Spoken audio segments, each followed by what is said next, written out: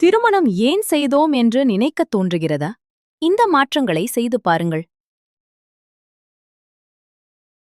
திருமணம் என்பது ஒரு ஆணும் பெண்ணும் சமூக அங்கீகாரத்துடன் ஒரு பந்தத்தில் இணைவதை குறிக்கிறது. இந்த திருமணம் கடவுள் சாட்சியாகவும் அக்னிதேவன் முன்னிலையில் பெரியோர்கள் ஆசியுடன் நடைபெறக்கூடிய ஒரு அற்புதமான வாழ்வியல் நிகழ்வாகும். இந்நிகழ்வில் கடினமான காலங்களிலும் அன்பு, மரியாதை, நம்பிக்கை, ஆதரவு, பாதுகாப்பு ஆகியவற்றை வாழ்நாள் முழுவதும் ஒருவருக்கொருவர் தருவதாக உறுதியளிக்கப்படுகிறது. திருமணத்திற்குப் பின்னர் மன அழுத்தம்.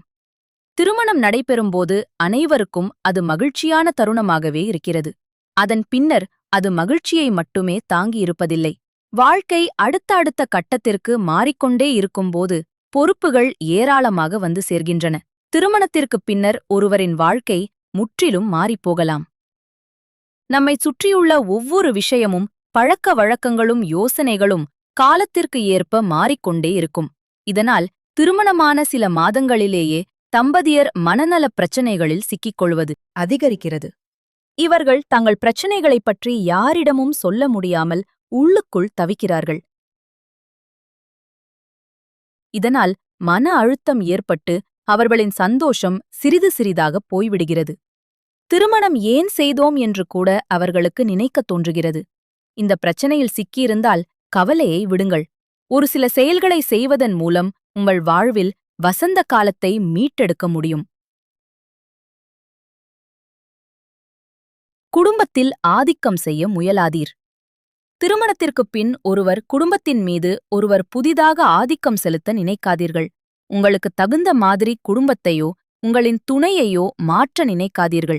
பெரும்பாலான திருமணமான தம்பதிகளின் மன அழுத்தம் இதிலிருந்துதான் ஆரம்பமாகிறது.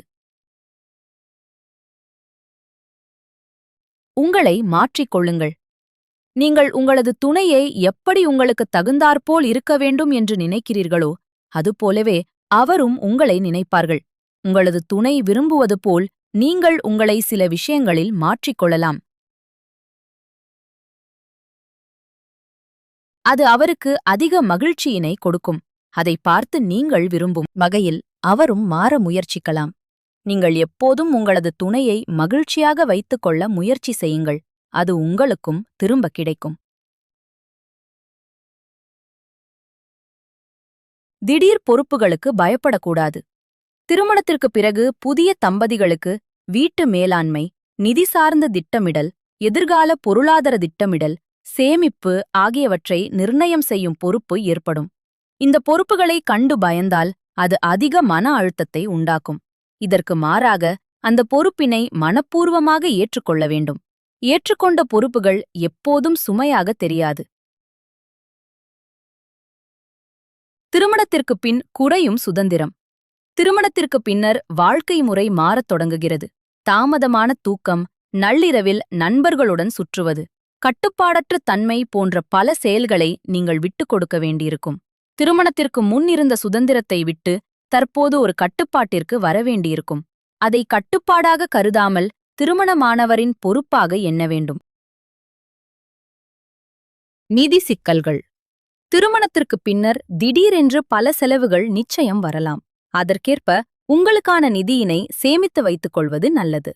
முன்பை விட இப்போது நிதியினை பகிர்ந்து கொள்ளவும், நிதிக்கான தேவையில் இன்னொருவரும் உடன் இருக்கிறார் என்ற மனநிலையும் வரவேண்டும். அதனால் தேவையற்ற செலவுகளை சில காலங்கள் குறைத்து சேமிப்பினை அதிகப்படுத்த வேண்டும்.